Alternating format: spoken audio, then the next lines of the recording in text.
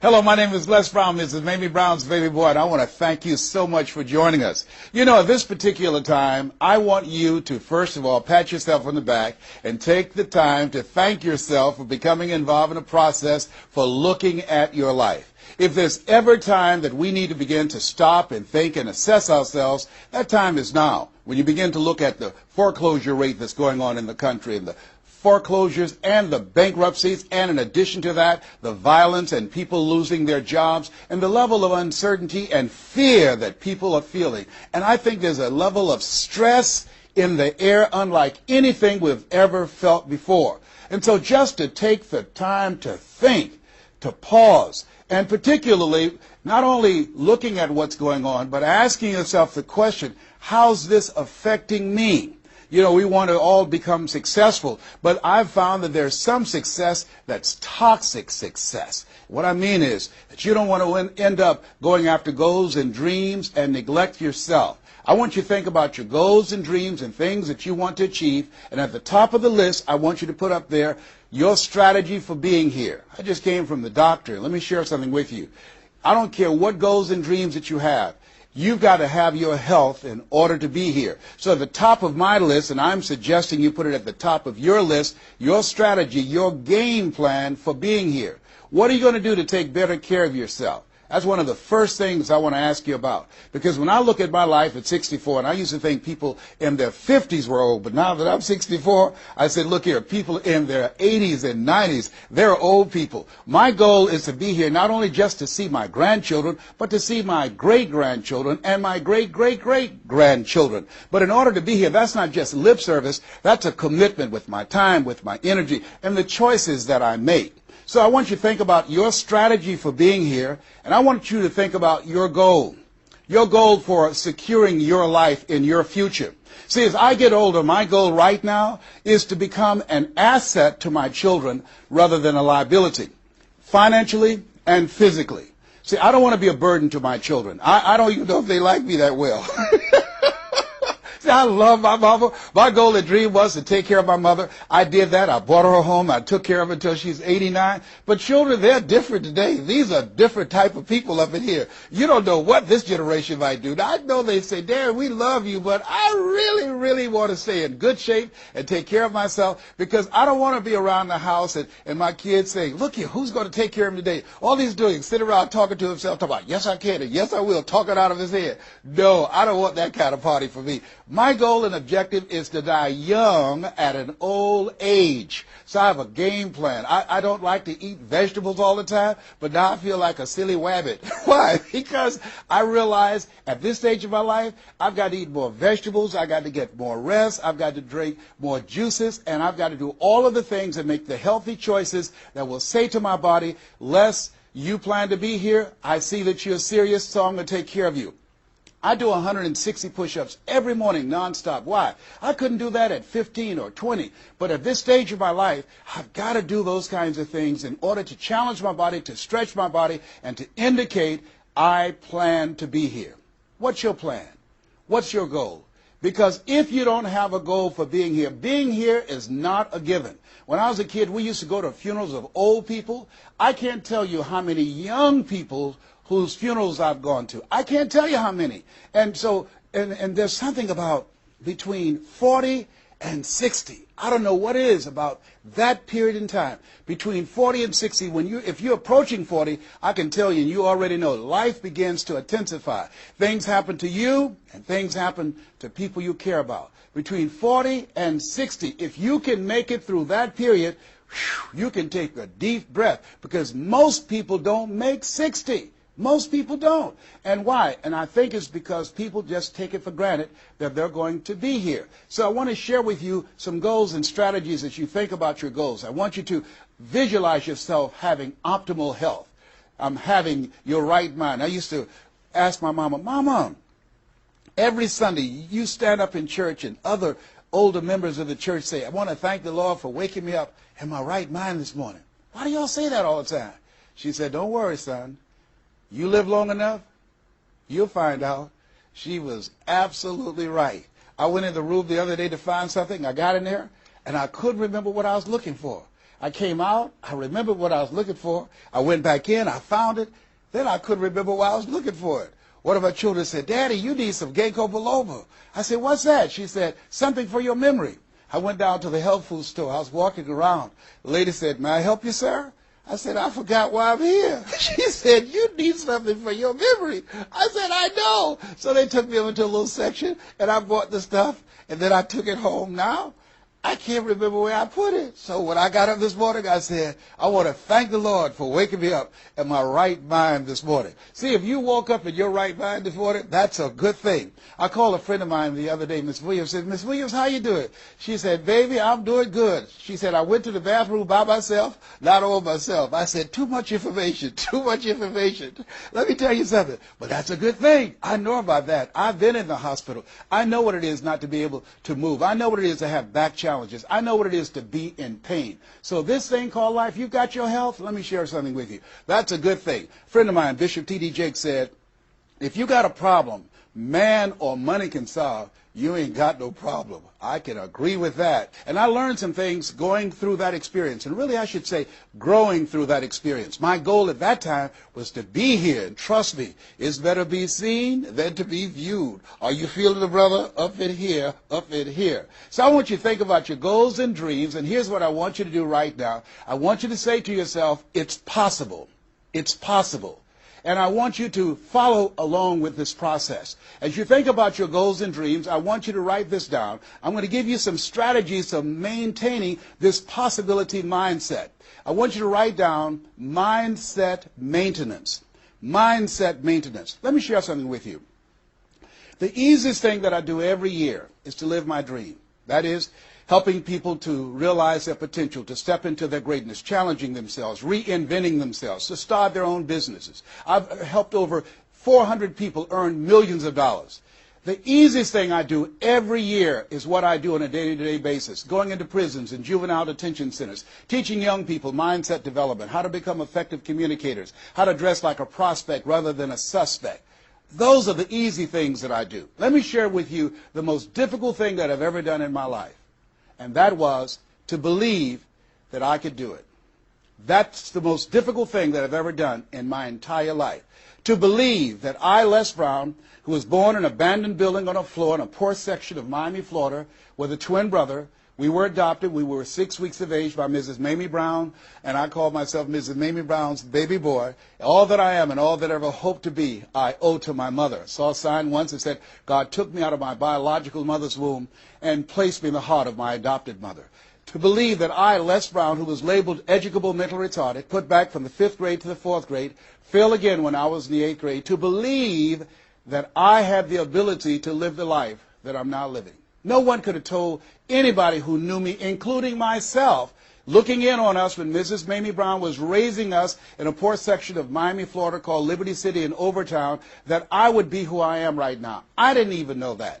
And I want you to think about your goals and dreams, and I want you to expand them. Why? Because it has been said that most people fail in life not because they aim too high and miss. No, most people fail in life because they're just like I was for 14 years. They aim too low and hit, and many never aim at all. Not at all. They just go through life surviving. Someone said that many people die at age 25 and don't get buried until they're 65. I was talking to a friend of mine named Rosia, and I said, Rosia, how you doing?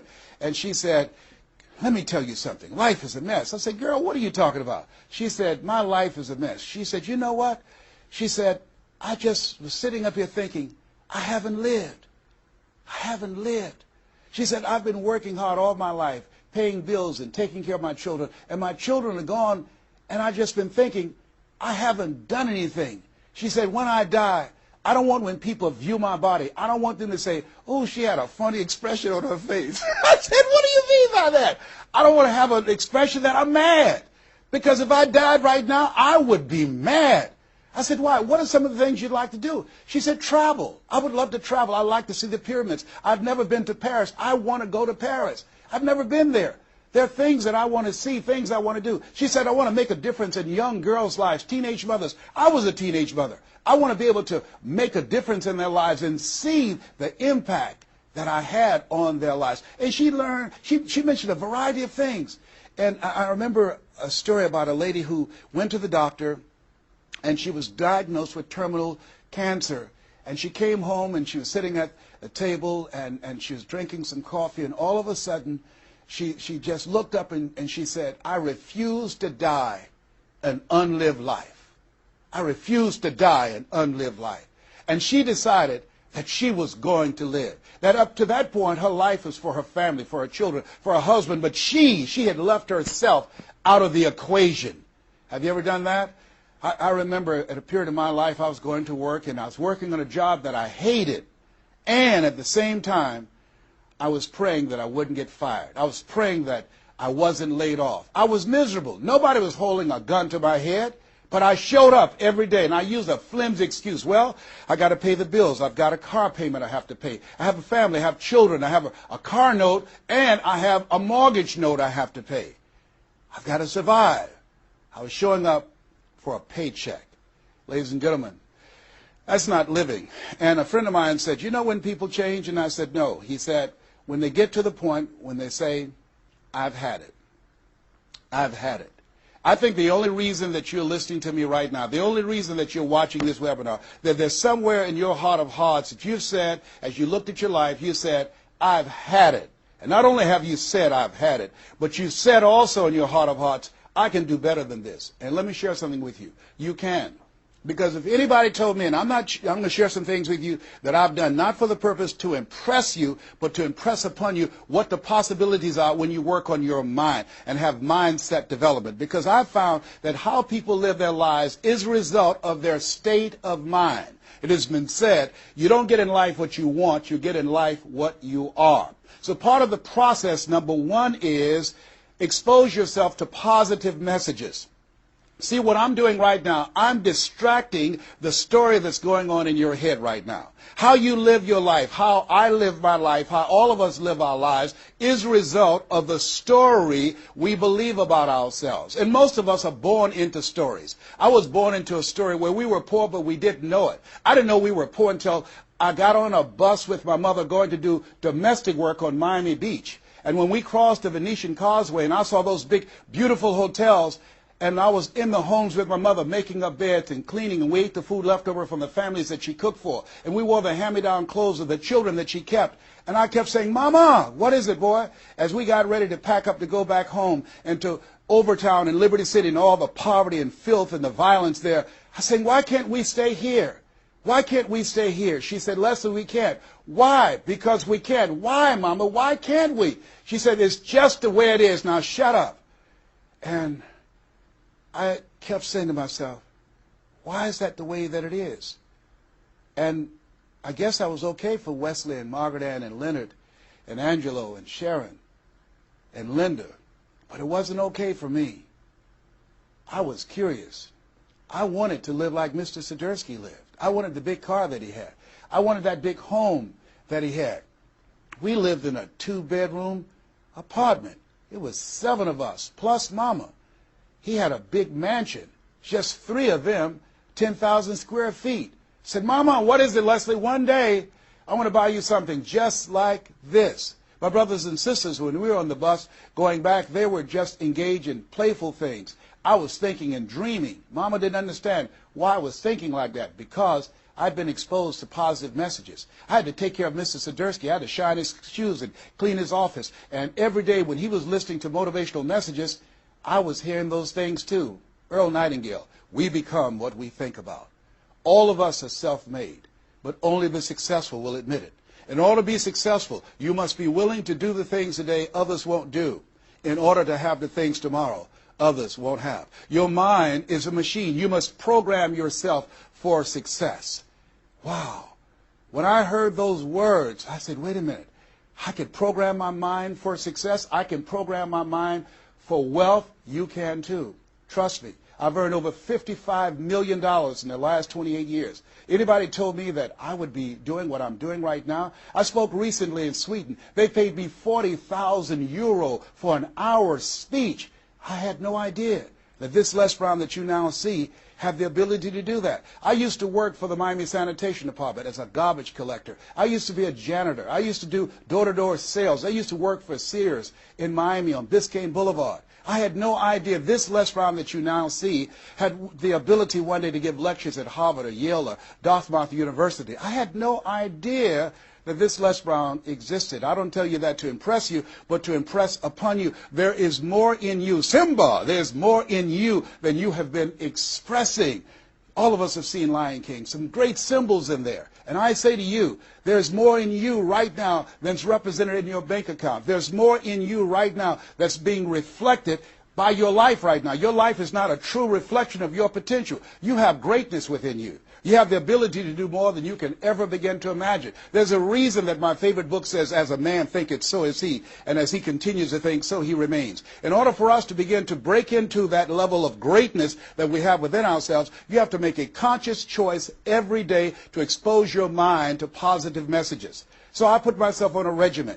I do this every day, and I suggest that you do it. Write this down. Number one, listen to motivational messages every day. If you have Choosing Your Future, a set of tapes, or CDs that we produce, or Creating Your Greatest Life, I guarantee you, if you do what I'm sharing with you right now, for 6 straight months, every day, your life will never be the same again. I guarantee it 100%. You listen every day for 1 hour to Creating Your Greatest Life, any of those messages, because faith comes by hearing and hearing and hearing. What it will begin to do is interrupt the story in your mind. It will override the story that you believe about yourself. It will distract all the negative thoughts that you have that's holding you back, that held me back for 14 years. When I used to go see the #1 motivational speaker on the planet, Zig Ziglar and Tony Robbins, and my heart said, I can do that. I love to help people. I'm just like my mother. And then my mind would ask how. And I went from my heart to my mind. And my mind would say, Les Brown, you don't have a college education. Les Brown, you've never worked for a major corporation. Les Brown, you were labeled educable mental retarded. They call you DT, the dumb twin. You're not as smart as your brother.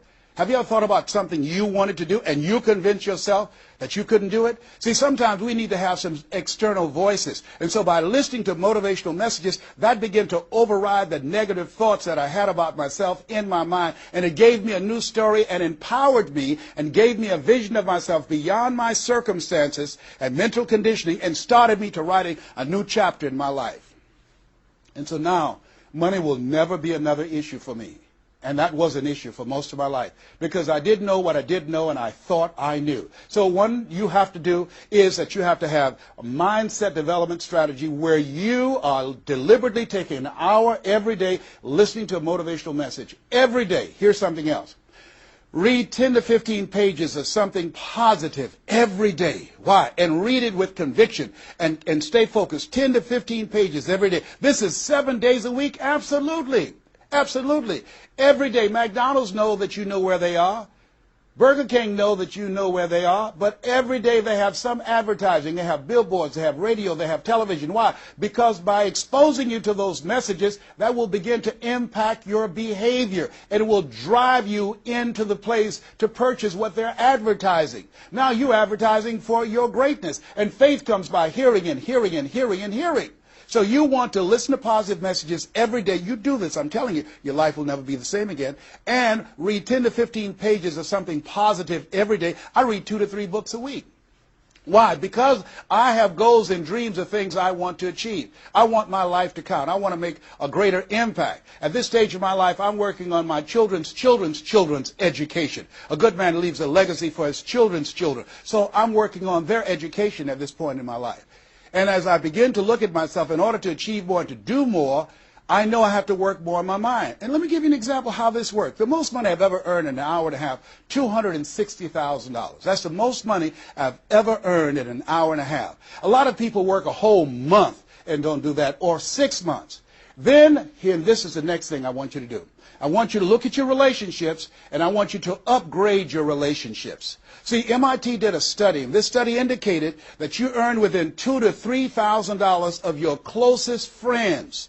Not only did I start reading books every day and listening to positive messages, but I separated myself from my friends who did not have goals and who did not have dreams. Why? Because people rub off on you. It's called a mind virus. You earn within $2,000 to $3,000 of your closest friends. So when you upgrade your relationships, you got to ask yourself the question, who is it that I need to associate with, that I can learn from, that I can grow mentally, emotionally, spiritually, and financially? By aligning myself with another person that I can learn from. And Dr. Dennis Kimbrough said, if you're the smartest one in your group, you need to get a new group. Whoa, think about that. I was the smartest one in my group. And then one person called me who had been admiring me for years and said, Les, I want you to coach me and my trainers on how to tell a story and create value for an audience. And I want to share with you some things. I want to teach you some things, old man. I said, is that right? He said, yes. You always say you're never too old to learn and you're never too young to teach. I want to teach you some things. I said, okay, I'm open to that. Now, let me share this with you. He blew my mind. The most money, as I mentioned to you, I've ever earned, speaking to over 8,000 people in Salt Lake City, Utah, $260,000. I did an event with this individual, just over 500 people, because of what I learned from him, because I upgraded my relationships. I earned over $410,000 in an hour and a half. I was excited, but I was also depressed, because I've been speaking for 28 years. And I started thinking about all the money that I left on the table, all the hotels and plane rides, all of the audiences I spoke to, all of the money that I missed out on because I didn't know that I didn't know, and I thought I knew. I was a big fish in a small pond. I can't tell you, if you don't get anything else, you have to look at your relationships and you've got to ask yourself the question, what is this relationship doing to me? And I mean in every area of your life. When the doctor looked at me and said, you have cancer. Cancer is the most feared word in 7 different languages. One of the first things I had to do, I found out who had cancer at some point in time or was living with cancer and conquered it. I surrounded myself with people who had done what I wanted to do, who were winning at the game. See, it's very important, every area of your life. If you want to improve your health, start hanging around healthy people. They did a 30-year study and said that the reason that most people are obese, it's a mind virus. Listen to what they said. A mind virus is communicated mind to mind. That if you have a friend that's fat or you marry somebody that's obese, you have a 41% to up to 161% of becoming obese yourself. Even if they live in another state. Whoa, why? Because birds of a feather flock together. Never forget, a high school teacher, Mr. Leroy Washington, said, Mr. Brown, if you run around with 9 broke people, I guarantee you, you'll become number 10. Whoa. Think about that.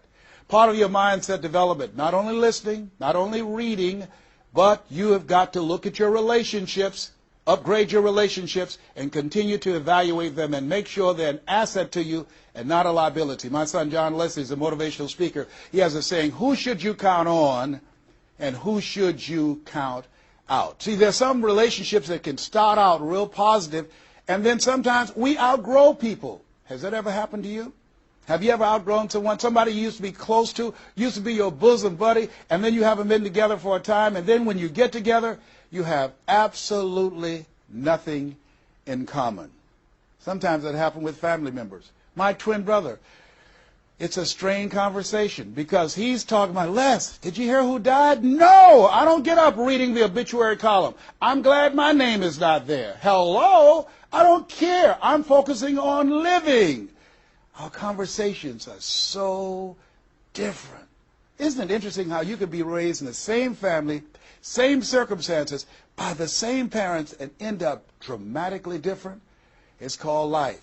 Here's the other thing that's very important. Write down the goals that you want to achieve. Write them down. Put them on a 3x5 card. And I want you to use a King James Version Bible and Matthew 7:7. Ask and it shall be given. Seek and ye shall find. Knock and it shall be open unto you. I want you to write that on one side of the card. On the flip side of the card, I want you to write down one major goal that you want to achieve. And you want to read that 3 times a day. 3 times a day. What are you doing? You're hypnotizing yourself. And you're dehypnotizing yourself. What you're doing is you are dispelling the myths and all of the spells that you're living under. I think that a poverty mindset is a spell. I think that people go so far, and because they're mesmerized by life, they unconsciously stop. And you have to break that spell by constant attention. So on one side you read your goal, that one major goal, 3 times a day. Then the flip side, you flip that scripture over. Ask and it shall be given. Seek and ye shall find. Knock and it shall be given unto you. As you read that every day, 3 times a day, I can tell you, amazing things, breakthroughs will happen for you. Now, we're going to take a break right now, and I want you to take the time to think about this one thing. What is it that you're going to do differently?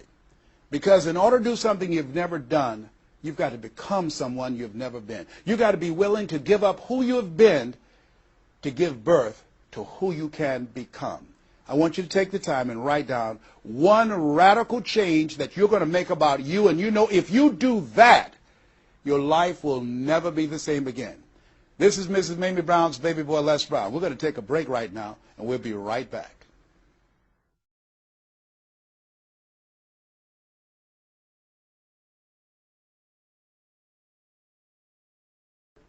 Hello, this is Les Brown, Mrs. Mamie Brown's baby boy. I hope you took some time to really go within because, see, no one knows you like you. You know what it is that you need to work on. I mean, one of my main issues that I had to dramatically change about myself was I had to develop courage. I used to go see people do things. I saw speakers on stage. My heart would say, I can do that. But I didn't have the courage to stand up for myself. For 14 years, I procrastinated. For 14 years, I kept myself as a spectator sitting on the sidelines. And then I saw a speaker, and he was so boring, the room was as quiet as a graveyard between funerals. And I said, whoa, if he can do it, I know I can do it. And because I saw what he did, and his brother-in-law was sitting next to me, and he said, you ought to be that boring and earn the kind of money he earned. I said, how much did they pay him? He said, $5,000. I said, $5,000? He's only been talking for about 45 minutes or an hour. He says, that's how much they make. Now, I wasn't earning $5,000 a month. I said, wait a minute. If he can do that, I know I can do that. Have you ever done that before? He gave me courage. And so at that moment, now that was a decision. I didn't have to have his example of somebody that was less talented than I was to give me the courage. I should have had the courage to stand up myself, to believe in my own stuff. But the truth of the matter is, I didn't. And I can't unscramble those eggs. I cannot pull those years back. I cannot recapture those 14 years. Maybe, that's my favorite book says, forgetting those things which are behind, reaching forth unto those things which are before. And press toward the call of your higher calling. Press toward that mark of your higher calling. And that's what I do. That's what I do every day. I have to continue to work up the courage. I remember going in to do a presentation before a group of educators. I was the only one there without a college degree. And I had to talk to myself. I went into the bathroom and I said, Les Brown, let me tell you something. What do you care about the fact they have MBAs and PhDs? That only means pile high and deep to you, and not any disrespect for credentials. They're very important. But I had to get myself together. Hey, look here, you can't go in there worrying about what they have. Just bring what you have. You got 7 children you got to take care of. You got a mother you have to take care of. And you have something to say. You have some talent. You have some abilities. You've got to believe in yourself. You've got to stand up. You can't punk out now. You can't fold now. See, sometimes you have to talk to yourself. It might be the most intelligent conversation you will ever have, talking to yourself. So that radical change, it doesn't happen overnight. You can make the decision, but you've got to stay on top of yourself every day to come from and live your life from a place of power, courage, and faith, as opposed to being a volunteer victim, as most people are, volunteer victims. Here's something else. Get an accountability partner. Get someone that's like you, a like-minded, like-hearted person, that you have similar goals and dreams, and you hold each other accountable, and you talk with each other on a regular basis. And if you can, join a mastermind group of other supportive mindsets of individuals who are working to improve themselves, who are stretching and challenging themselves. And here's something else, a worthwhile investment. Find yourself a coach. Find someone in your industry, find someone in your area of interest that you can invest in yourself and have an accountability coach. I have a coach. I spend over $100,000 a year on my personal growth and development on my coach. Why, Les? You're Les Brown. You were selected one of the top 5 speakers in the world. You got the Heise Award from Toastmasters International and the National Speakers Association. You're one of the highest paid speakers in the world. Why would you need a coach? If you ever watch Tiger Woods, who everybody would say arguably one of the greatest golfers on the planet today, whenever he swings, you will see him look at the ball, and then he'll look to the right to look at his coach. If Tiger Woods needs a coach, what do you need? What do I need? Here's something I can tell you that I know. You can't see the picture when you're in the frame. You can't see the picture when you're in the frame. Most people fail because they don't know that they don't know, and they think they know. Einstein said, the thinking that has brought me this far has created some problems that this thinking can't solve. See, what got you where you are right now? Your best thinking has produced the level of money that you have, your level of accomplishment, the growth of your business, or the lack of. Your best thinking has produced that. Own that. Face that and get some help. One of the things I teach, ask for help. Not because you're weak, but because you want to remain strong. And ask for help. And don't stop until you get it. And so take the time and find someone that can coach you. Find someone that will have the courage to tell you what you need to hear and not what you want to hear.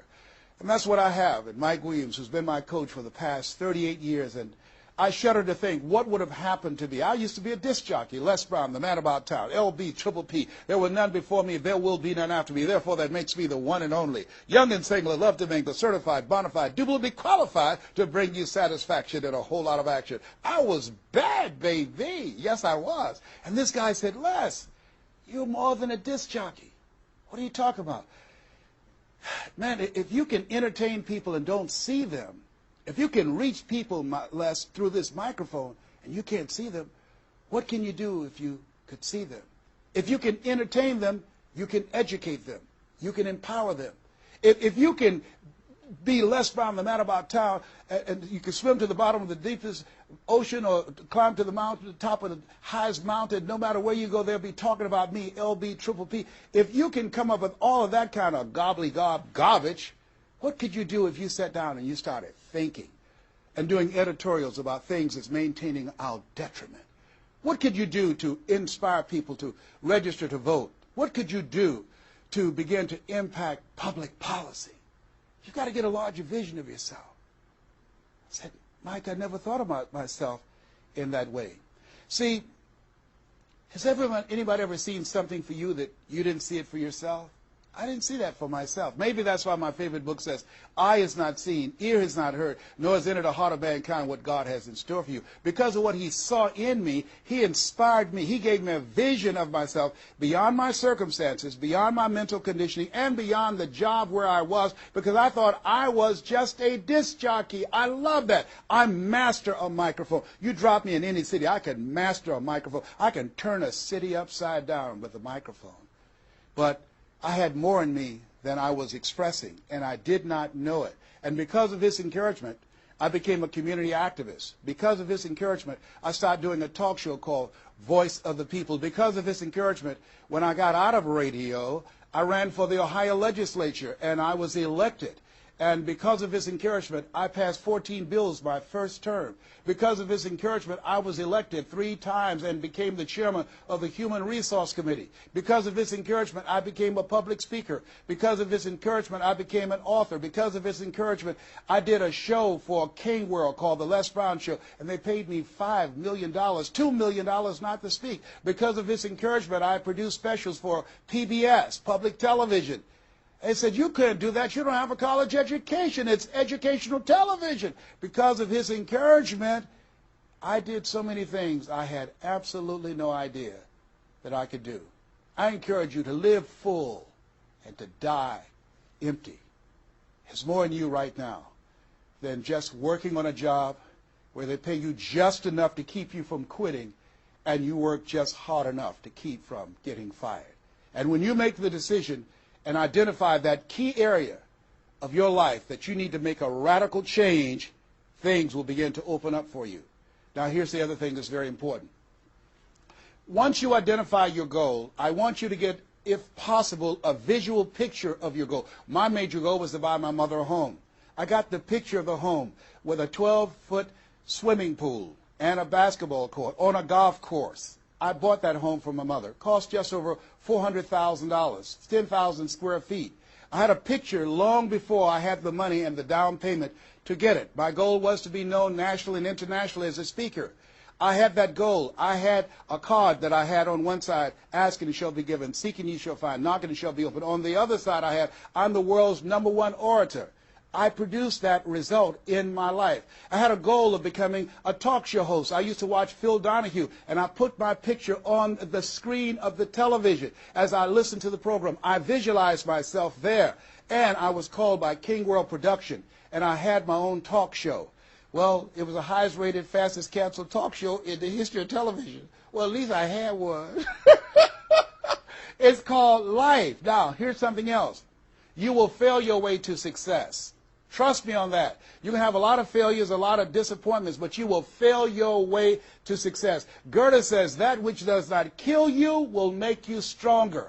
See, 85% of people allow their fear of failure to outweigh their desire to succeed. That's why you have to be of good courage. You have to have courage. When life knocks you down, I have a saying, try and land on your back, because if you can look up, you can get up.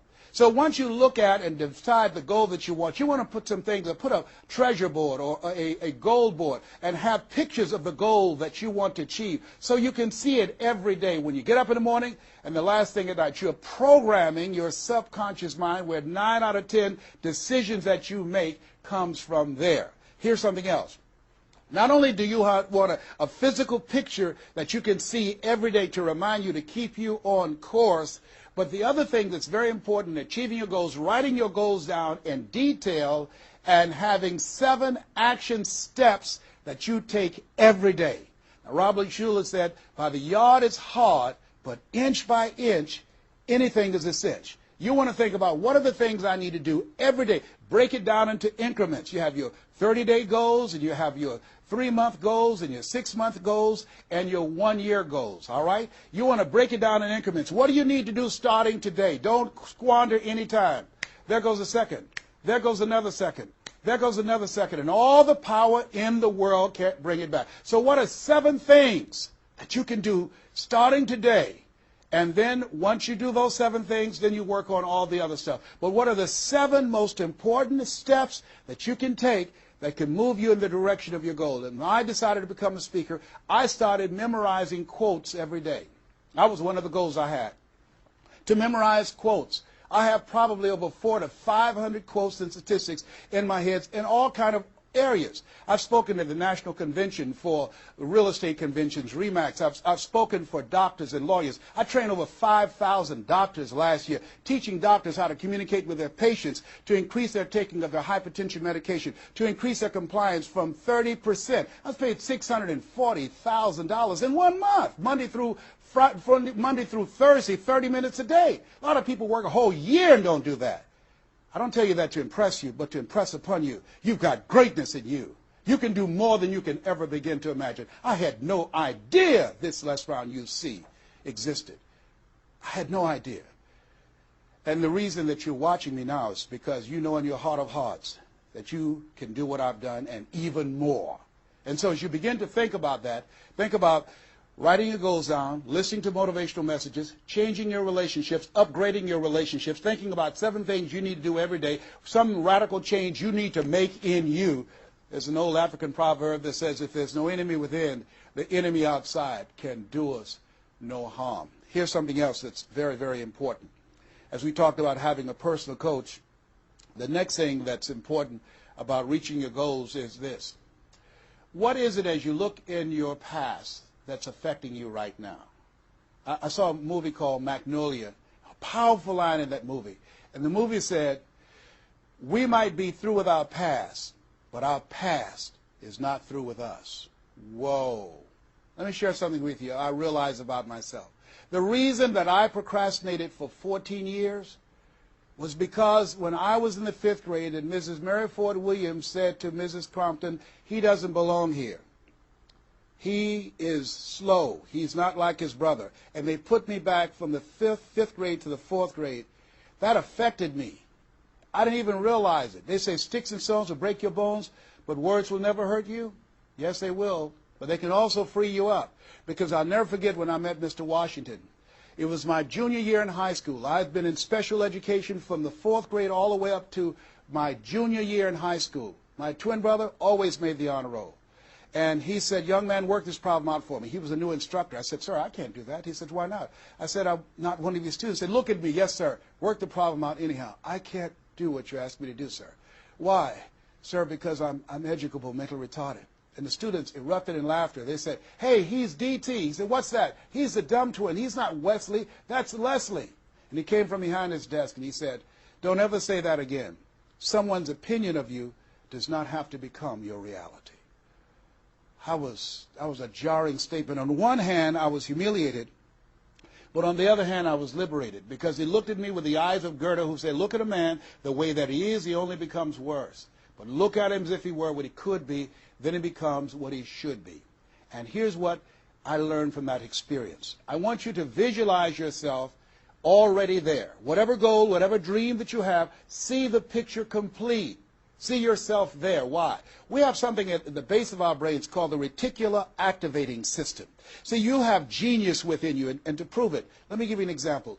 The other night, I said, I've got to get up tomorrow morning at 7 o'clock. I was at a hotel. I called downstairs and told them to call me at 7 o'clock. The hotel neglected to do it, but I woke up at 7 o'clock on the nose. Have you ever done that before? How did you know when to get up? Hey, that's subconscious mind. Everything we need, the answers are already there. Have you ever seen somebody and said, you know what, I remember your face, but I don't exactly know where. And then later on you say, hey, I know where I saw you, and it came. What happened? The conscious mind sent that thought to the subconscious mind, and it pulled that information up and gave it to you. Now, when you begin to hold the vision of what it is you want to achieve, you stimulate what is called the reticular activating system. It's a network like group of cells at the base of your brain. Let me share with you how it works. Have you ever purchased a car? No one goes to buy a car that has the same color that everyone else has. Has that ever happened to you before? But then once you buy the car and you drive it off the lot, you start seeing it everywhere. Say, hey, where did this come from? Let me tell you what happened. You made an investment. And because you made an investment, that piqued your awareness, that stimulated your reticular activating system. Another case in point. I was at a party with a friend of mine, and we were dancing, and music was blasting, and she said, wait a minute, my son is crying, he's at the door. I said, your son's not at the door, because even if he were, you wouldn't be able to hear him. And she stopped, went to the door, opened the door, and there her 4-year-old son was at the door. How did she hear it and I didn't hear it and the other people dancing? It wasn't our child. It was her child. Her reticular activating system picked up his whimpering sound. And I'm saying to you that you have that in you. When you focus on your goals and dreams and you visualize it complete, it will stimulate the reticular activating system and it will lead you there following all the other things that we suggested. Now, not only is it possible you can live your dream, it's necessary that you change relationships, that you get a coach, that you meet with other like-minded people that will hold you accountable, that you write your goals down, that you have 7 steps that you do every day on your goals to monitor to see where you are. But you've got to take full responsibility. If everything works out for you, fine. If you have the money, fine. If you can get the help and support of friends and family members and your spouse, great. But if you don't, all of those things are minor things. The major key to your reaching your goals is you. Nobody's going to work on your dream harder than you. Trust me on that one. You've got to take responsibility to make it happen. If it happens when you come out the gate, fine. But if you fail, so what? Come back again and again and again and again. If it's something that you love, if it's your passion, until you do it. George, Bernard Shaw said, the people that make it in this life, they look around for the circumstances that they want, and if they can't find them, they create them. Here's something else. It's hard. When I bought the first home for my mother, and I didn't do a title search, and a guy sued me, and I had to move out from the big, beautiful home I bought her to a roach-infested home I moved her out of, and the neighbors came out and said, "Maybe y'all back?" "Yes, what happened?" "My boy lost a house. He didn't do a title search, and we had to get out. They foreclosed on the house. He didn't have the $50,000 to pay the guy who put a lien on the property." It was devastating. But let me tell you something. It was worth it, because I came back. 90 days later, I got a bigger and better house. 90 days later, I stayed focused on the goal. And that's the thing that you want to do. Stay focused on your goal. Keep the main thing the main thing. You're going to have distractions. That's a part of the process. It's not there to stop you. It's only there to challenge you. You want to grow through it. You know, I think it was Robert Schuller who said, tough times never last, but tough people do. Keep the main thing the main thing. You going through hell? Don't stop. Keep moving. Keep on moving. Don't stop to talk about it. Keep moving. That's the name of the game. Keep on swinging. One of my favorite movies is Cool Hand Luke and Paul Newman. I don't know if you've ever seen the movie, but there's a scene where Cool Hand Luke is fighting a guy, big dude, just kept knocking him down. Bam! That kept on knocking him down. Cool Hand would get up, he'd knock him down. Bam! And pretty soon the guys was feeling sorry, say, "Stay down, Cool Hand, stay down." Cool Hand Luke would get back up again. Guy would knock him down. Bam! The guy would say, "Stay down, man, stay down." Cool Hand would get back up again. The guy would knock him down. Bam! And after a while, the guy got tired of knocking Cool Hand down. And Cool Hand stood up. Everybody had walked away, and he was still swinging in the wind. Swinging. Nobody was there but him. That's who I am. Cool Hand Luke. That's who you want to be. Cool Hand Luke. You keep on swinging, and the universe will yield to you. It will dispatch angels to come rescue you and say, "Back off. Give him what he wants. Give her what she wants. Let's go find a wimp today." That's the way life is. It's hard, but it's worth it. What will make it worth it for you? Nietzsche said, if you know the why for living, you can endure almost anyhow. I want you to take the time and write down 12 reasons on why you won't fail. Because when the tough times come, and they're going to come, when life hits you on the blind side, and that's going to happen, your children start going crazy, or someone you thought you'd be married to for the rest of your life, like I went through, and they decide they want a divorce, called life.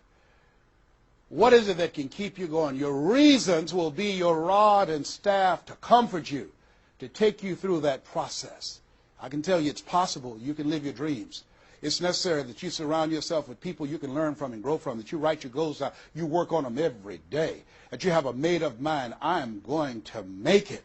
It's necessary that you constantly work on yourself, reading positive material, listening to positive material, going to seminars and workshops, investing in yourself, getting a coach. And it's you. You've got to take personal responsibility to make it happen. Don't see yourself as a victim. And it's hard. It's hard. Changing your life is hard. Getting up, working when you're in pain is hard. It's hard. It's hard. Working when you are trying to make something happen for you and the family, and you go home and you're facing a living hell where you need to refuel and replenish yourself mentally and emotionally and spiritually, and you got a battle in your home base. It's hard to keep your spirit up. It's hard. And people don't see the vision. They don't believe in you. They say, "Oh, you can count on me," and they're not there. They just lied. They're only there when they need you. It's hard. I can tell you, it's worth it. The sacrifice that you have to make, I can tell you from my experience, it's worth it. So take the time to write down, what are those 12 reasons on why you won't give up? What is it that will make it worth it for you? And once you find that, you will create some momentum in your life, and then it's done. It's done. Stick a fork in it. It's done. Here's something I want you to keep in mind. Life is a fight for territory. It's a fight for territory. And once you stop fighting for what you want, what you don't want will automatically take over. I want you to read that. I want you to memorize that. I want you to put it someplace where you can see it. I want you to keep that in mind. Life is a fight for territory. And once you stop fighting for what you want, what you don't want will automatically take over. Once you stop fighting for financial freedom, I am cancer-free, I'm debt-free, and I'm drama-free. I have the faith to call forth those things that be not as though they were. I'm fighting for my peace of mind. I'm fighting for my freedom. I'm fighting for my children's children's children. I'm fighting to create a brighter tomorrow. I'm fighting to make a difference in life. I'm fighting to make my print, to leave my mark. I refuse to die an unlived life. And that's what you are doing right now. You're saying to yourself, I refuse to die an unlived life. I want my life to count. I want my life to mean something. I want not to be a burden to anybody. I want to control my own future, to write my own check, to control my own destiny, to do what I want to do when I want to do it, not to answer to anyone else but myself. You have it like that. The only reason you're watching me is because we're cut from the same cloth. We're branches of the same tree. The only reason you take the time to invest in your time, your money, and your energy, just stay here and focus right now, because you feel me in your heart. Where your heart is, there your treasure is also. As a man thinketh in his heart, so is he. And I say to you, keep in mind what I said. Life is a fight for territory. And once you stop fighting for what you want, what you don't want will automatically take over. Jim Rohn said something I love. He said, when the end comes for you, let it find you conquering a new mountain, not sliding down an old one. No. Life is too short and unpredictable, as Helen Keller would say. Eat the dessert first. Don't let it find you sliding down the same mountain. I don't know what your goals are.